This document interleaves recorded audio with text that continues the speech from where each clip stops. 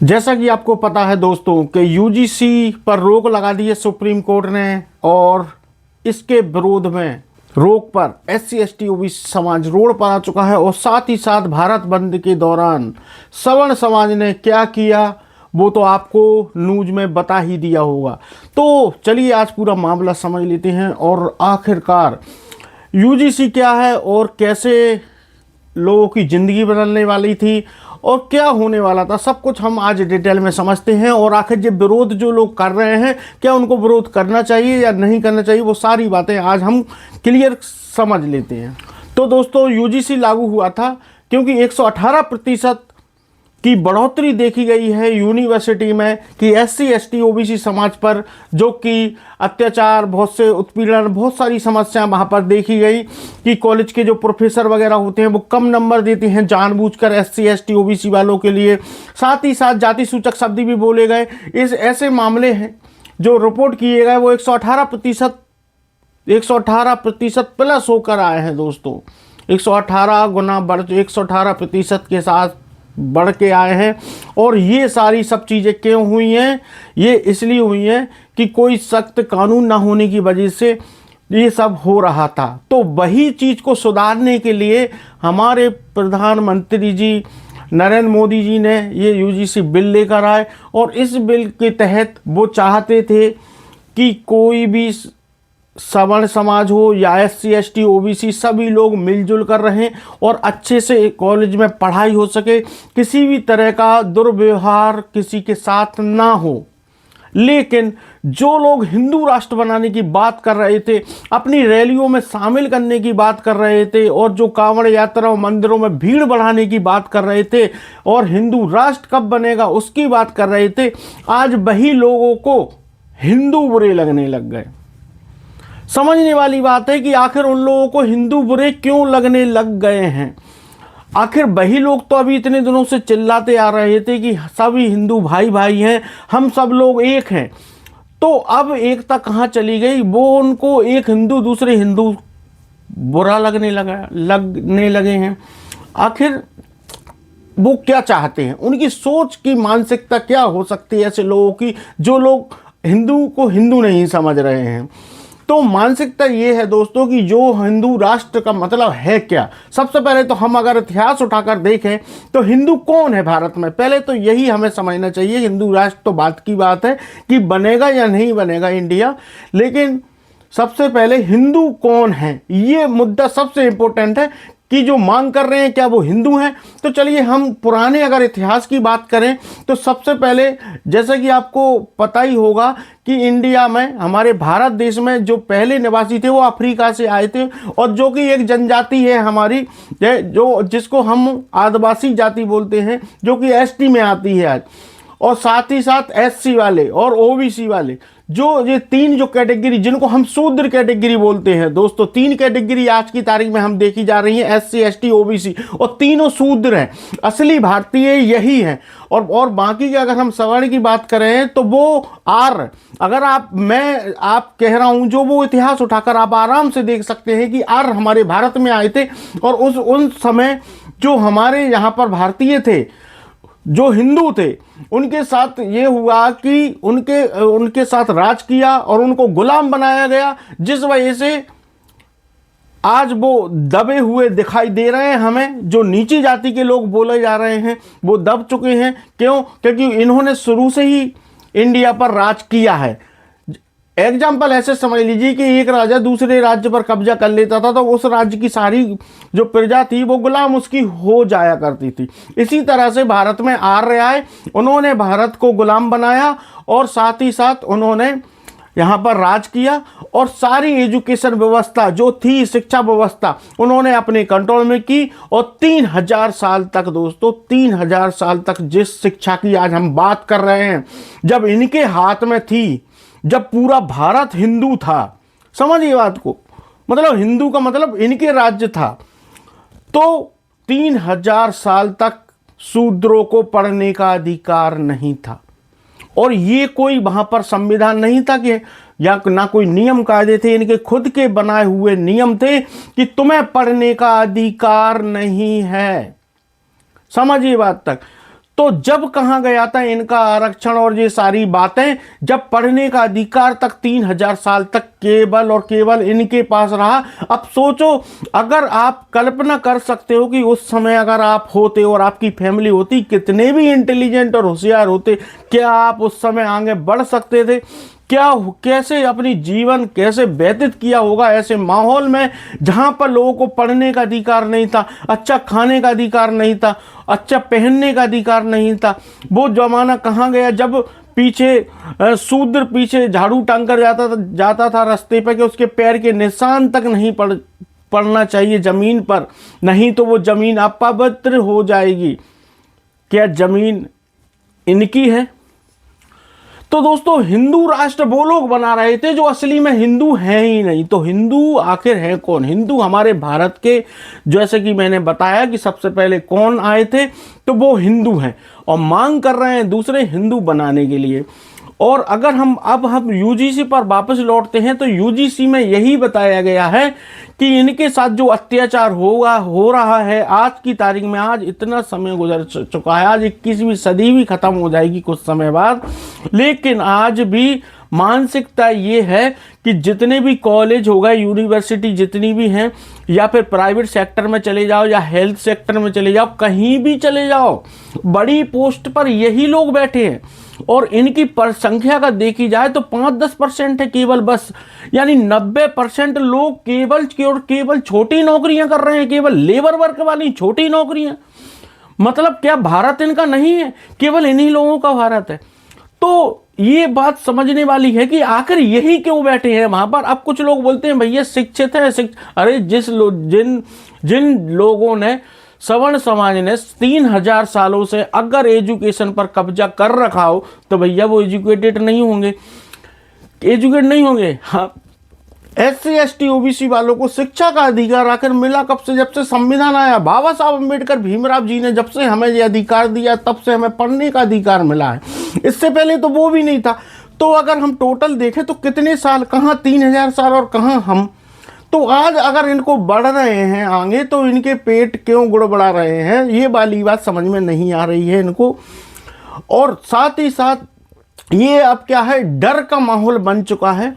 केवल इनके लिए ये सोच रहे हैं कि ये आगे ना बढ़ जाए, फिर हम गुलाम किसको बनाएंगे। अगर ये लोग शिक्षित हो गए, अच्छी पोस्ट पर पहुंच गए, अच्छी नौकरियां करने लग गए, इनके नंबर ज़्यादा आने लग गए, तो ये आगे बढ़ जाएंगे। चलिए अब थोड़ा आरक्षण के ऊपर भी हम थोड़ी बात कर लेते कि आरक्षण किसको कितना मिल रहा है। दोस्तों, आरक्षण जैसा कि आप जानते हैं कि भारत सरकार ने SC ST OBC और सभी के लिए अपनी अपनी व्यवस्था कर रखी है। किसको कितना परसेंटेज देना है, तो SC वालों को 15%, जैसे कि आपको पता ही है, OBC को 27% और बाकी का ST वालों को % और जनरल EWS % सोचिए दोस्तों, जब EWS आया तो जो जनरल वाले बहुत खुश हो रहे थे और SC ST OBC वाले कहाँ गए थे जब उन्होंने तो कुछ नहीं कहा। भैया ठीक है, आपको अगर आरक्षण दे दिया है तो ठीक है, आप पिछड़े गरीब लोगों को आरक्षण दिया था EWS कैटेगरी को, तो अच्छा है। लेकिन अगर हम आज बात करें, आज अब एग्जाम्पल से समझोगे तो आप समझ जाओगे कि आखिर कौन नौकरी पे पहुंचेगा। चलिए समझते हैं कि 100 लोग हैं, 100 नौकरियां हैं। समझिए बात को, एक एग्जाम्पल कहानी के रूप में समझाऊंगा, आपको इजीली समझ में आएगा। 100 लोग हैं, 100 नौकरियां हैं, 100 में से 10% हमारे सवर्ण हैं। समझिए दोस्तों, 10% सवर्ण हैं और बाकी के 90% कौन हो गए? 85% या 90% मान लीजिए, सभी मिला के XYZ। अगर सवर्ण को हटा दिया जाए 10% को, तो 90% SC ST OBC हो गए। समझिए बात को, इतने ये लोग हैं, 90%। 10 है। अब जनरल को आप जानते हैं, सवर्ण आज की अगर हम देखे जाए तो आप ऐसा इंडिया का ऐसे गांव में चले जाओ, किसी भी गांव में जो रॉयल्टी चेक है, वो रॉयल्टी चेक आप खुद जाके देख सकते हो। जो मेरा वीडियो देख रहे हैं वो इत्तेफाक नहीं रखेंगे जो मैं बोलूँगा, वो आप किसी भी गांव में जाइए, छोटे से छोटे गांव में, और किसी भी SC ST OBC वाले से पूछिए, कोई भी बुजुर्ग से, किसी से भी पूछना, उससे ये पूछना क्या आपके पास कितनी ज़मीन है खेती की, जबकि वो खुद किसान है। उससे ये पूछना कि तुम्हारे पास ज़मीन कितनी है, तो वो बोलेगा मेरे पास तो 10 बीघा है, 20 बीघा है, या इतने हेक्टेयर जो भी है, जैसे हमारी तरफ बीघा चलता है तो वो बोलेगा 20 बीघा, 50 बीघा, इससे ज़्यादा नहीं बोलेगा वो। और फिर वो बोलेगा कि मेरे 2 भाई थे, इतने हिस्सा हो गया, इतनी ज़मीन आज हमारे पास है, 5-7 बीघा हमारे पास बची है, या 10-15 बीघा। और यही चीज़ अगर आपने सवर्ण से पूछ ली गाँव में किसी से भी कि भैया तुम्हारे पिताजी कितनी ज़मीन छोड़ कर गए थे, तुम्हारे दादाजी के पास कितनी ज़मीन थी, तो पता है वो क्या बोलेंगे? वो ये बोलेंगे कि 300 बीघा थी, 200 बीघा थी, 400 बीघा ज़मीन थी। भैया इतनी ज़मीन आखिर आई कहाँ से? उस समय तो भारत में कानून भी नहीं था, आखिर इन लोगों के पास ही क्यों ज़मीन है? SC ST OBC वालों के पास क्यों ज़मीन नहीं है?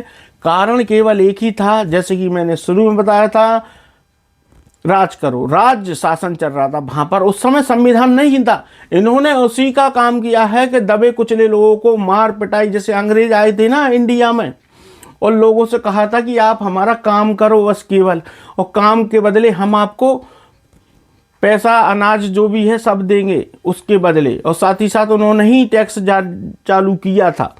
लेकिन वही काम इन्होंने भी किया था, तो इनके पास आज प्रॉपर्टी इतनी सारी है, तो जाहिर सी बात है कि जब उनके प्रॉपर्टी अगर 200-300 बीघा उनके बुजुर्ग लोग उनके दादा परदादा छोड़कर गए हैं, तो आज की तारीख में अगर वो बेच कर भी अगर खाएंगे ना, तो भी उनका ख़त्म नहीं होने वाला है। इतनी सारी प्रॉपर्टी इनके पास है। और वो भी जो 10% लोग मैं बता रहा हूँ ना, 10 में से केवल और केवल 3 ही लोग गरीब मिलेंगे, 2 या 1। अब समझना बात को कि 100 वैकेंसी थी। अभी अब मैं वही पुरानी स्टोरी पर वापस चलते हैं, और 100 वैकेंसी थी, 100 लोग हैं फॉर्म डालने वाले, 10 जनरल वाले हैं, बाकी के SC ST OBC 90 हो गए, ठीक है, जिसमें सभी जातियां हम जोड़ लेते हैं जनरल को छोड़कर। अब हम जनरल के जो 10 के लोगों में से 2 हो गए, कौन से? EWS। अब EWS अगर अप्लाई करता है तो आप, मैं कह रहा हूं जो, वो मत मानिए, आप कट ऑफ देखिए कहां जा रहा है। यानी जनरल की EWS कैटेगरी वाले फुल जॉब कर रहे हैं, फुल। उनका फॉर्म डालने कम से कम नंबर पे जॉब कर रहे हैं, SC ST वालों से भी कम नंबर पे कट ऑफ जा रहा है उनका। ऐसा क्यों हो रहा है? क्योंकि उनकी जो वैकेंसी है ना वो ज़्यादा है, और फॉर्म डाल रहे हैं कम लोग, तो इस वजह से उनको तो जॉब मिलना ही तय है। तो इसका सॉल्यूशन क्या हो सकता है? इसका सॉल्यूशन वही, देखो, जहां से प्रॉब्लम होती है ना शुरू, सॉल्यूशन भी उसी के पास होता है, वो है सवर्णों के पास सॉल्यूशन। उन्हीं के पास, उन्हीं के हिसाब से सॉल्यूशन है। और ये सॉल्यूशन हमारे प्रधानमंत्री मोदी जी अगर कर दें तो बहुत अच्छी बात हो जाएगी। वो सॉल्यूशन ये है कि भारत में जितने भी गवर्नमेंट प्राइवेट सेक्टर जो भी हैं, सब में आरक्षण व्यवस्था कर दी जाए। वो भी जाति के आधार पर, और जाति की जनगणना पहले से ही हो चुकी है, जिसकी जितना परसेंटेज है उसको उतना आरक्षण दिया जाए। अगर 10% सवर्ण है तो उनको 10% दे दिया जाए, पूरे सभी को दे दो। मैं तो कह रहा हूँ SC वाले का अगर परसेंटेज 50 है, 30 है, 60 है, जितना भी परसेंटेज है उसका, उसको 50% दे दिया जाए। OBC वालों का जितना है 50-60 जितना उतना दे दी जाए। ST वालों का 20-30% है, 20-30% उनको आरक्षण दे दिया जाए। उससे होगा क्या? उससे ये होगा कि जो जिसका जितना आरक्षण है वो अपनी सीटों पर लड़ाई करेगा और उसको जॉब मिलेगी कन्फर्म है। फिर पता चलेगा कि जनरल में नौकरी करना कितना आसान है या नहीं है। कि जब आपके लिए खुद के लिए 10 वैकेंसी होंगी खुद के लिए, और फिर उसमें से चाहे आप EWS हो, उसी में आप 10% में EWS जोड़ लीजिए, और बाकी की, जैसे मान लीजिए 10 वैकेंसी निकली अभी मैंने बताया था आपको, उसमें से अगर 2 EWS के हों और 8 हैं नॉर्मल, तो 10 वैकेंसी में से अगर मेरे हिसाब से अगर ये होता है तो 10 वैकेंसी में से भैया 8 तो लग जाएंगे नॉर्मल वाले और 2 लग जाएंगे EWS वाले, उनका काम खत्म हो गया। ठीक है। अगर अब इसकी जगह उलट देखिए क्या चल रहा है। उलट ये चल रहा है कि 57 वैकेंसी हो गई सभी के लिए, और बाकी की 42 वैकेंसी भैया जनरल वालों के लिए खुला ओपन सीटें हैं, और जिसमें से EWS भी हैं। EWS की 15%, तो उनका तो जॉब लगना ही है, पक्का है, वैकेंसी इतनी है तो लगेगी जॉब। तो आप चाहती हैं कि आप 100% जॉब केवल सवर्ण समाज के लिए रहे। तो ये चीज़ें चल रही हैं। तो यूजीसी अभी कोर्ट ने रोक लगाई है, बिल्कुल ख़त्म नहीं हुई। और SC ST OBC जिनको लगता था आज कि भैया हिंदू राष्ट्र बनाने वाले और ये लोग इनके पीछे फिरते थे, आज उनको खुद पता चल गया कि आखिर हिंदू राष्ट्र कौन बनाना चाहता है और कौन नहीं बनाना चाहता है। आज हकीकत सामने आ चुकी है, क्योंकि जो अंधभक्त पहले जो मोदी का गुणगान गाते थे, आज उन्हें मोदी जी बुरे लग रहे हैं। मोदी जी बुरे नहीं लग रहे हैं, वो चाहते हैं कि हमें भारत देश पर राज करना है बस। लेकिन जब से वोट बैंक की पावर, वोट की पावर आई है ना, जो संविधान की पावर है, वोट की पावर है, उसकी वजह से ना ये पॉलिटिशियन झुकते हैं कि हम कोई योजना लेकर आएंगे, कुछ करके लेकर आएंगे जिससे कि हमें वोट मिल जाए। ये सब फंडे वोट कर भी हैं, वोट लेने के भी हैं, लेकिन मजबूरी है, करना पड़ेगा, क्योंकि वोट चाहिए तो करना, नहीं तो दूसरी जगह वोट जाएगा। तो चुनाव में जीतना है तो सभी को संभालना है, क्योंकि वो शासन चला गया जब राजा महाराजाओं के थे और जब डंडा चलता था। समझिए बात को, कि डंडा ऐसा चलता था कि राजा ने बोल दिया अपनी प्रजा से, गांव के लोगों से कि चल आज दिन भर तुझे खेत में काम करना है, तो वो ना नहीं बोलता था। सीधी सी बात है, नहीं तो उसको काल कोठरी में डाल दिया जाएगा। तो इस तरीके का तो कानून है नहीं आज की तारीख में। अब जो राजा बनेगा वो वोट से बनेगा और जिसको वोट मिलेगा वही राजा कहलाएगा। तो इस तरीके से दोस्तों सवर्ण और SC ST OBC तीनों चारों कैटेगरी जो हैं और जो शूद्र कैटेगरी हैं, अब बात करते हैं कि आखिर एक OBC जो कैटेगरी थी वो आखिर कहाँ पर है आज की तारीख में। क्योंकि SC ST वाले तो क्लियर है कि भैया हम तो छोटे हैं, दलित भी हैं और ये है, समझिए बात को। लेकिन OBC वाले अपने आप को क्या है, सवर्ण की कैटेगरी में समझने लगे थे। बहुत से OBC ऐसे हैं, जो जातियां हमारे भारत में OBC की आती हैं, वो अपने आप को सवर्ण की कैटेगरी में समझ लेते। सवर्ण की चापलूसी करना, अपने आप को सवर्ण समझना, जबकि हकीकत अगर आपने इतिहास उठाकर देखें तो आप शूद्र हो। इतिहास बताता है, जब सवर्ण की वो आप देखोगे कि 4 वर्ण हैं, 4 वर्ण में शूद्र की जो कैटेगरी है, क्या आप उसमें फिट होते हो? आप देख लेना कि आप उसमें फिट होते हो OBC वाले। लेकिन वो अपने आप को, ना तो तुम क्षत्रिय में हो, ना ब्राह्मण हो, ना वैश्य हो, तो OBC कैटेगरी आकर है कौन? शूद्र। दोस्तों शूद्र की कैटेगरी में आती है। और आज पता चल गया उनको, OBC खासतौर पर OBC वालों को, जो लोग अपने आप को ऊंची जाति का बताते थे SC ST वालों से बोलकर, लेकिन आज उन्हें पता चलेगा कि तुम भी भैया उसी कैटेगरी में हो, ठीक है, तभी तुम्हें आरक्षण दे रखा है। आरक्षण का मतलब वही है कि जो लोग नीचे था उसी को ऊपर उठाने के लिए गवर्नमेंट ने आरक्षण दिया है। तो ये मत समझो कि हम आरक्षण दिया है तो तुम बड़े हो, क्योंकि बड़े लोगों को आरक्षण की जरूरत ही क्या है, छोटे लोगों को आरक्षण दिया जाता है। तो दोस्तों वीडियो हो चुका है बहुत बड़ा, और उम्मीद है मेरी बात अगर समझ में आ गई हो तो वीडियो को ज़्यादा से ज़्यादा लोगों तक शेयर करें और ये समझाएं कि UGC बिल आखिर क्यों ज़रूरी है हमारे देश के लिए और हम लोगों के लिए, जिससे कि आज जो भारत में चल रहा है कल सभी लोग इक्वल हो सकें। अगर ये नहीं आया और नहीं लागू हुआ तो बाकी सब आपके ऊपर डिपेंड करता है। जो आपको सही लगे वो डिसीजन लीजिए, और मिलते हैं किसी नेक्स्ट वीडियो में। थैंक्स फॉर वॉचिंग दोस्तों, बाय।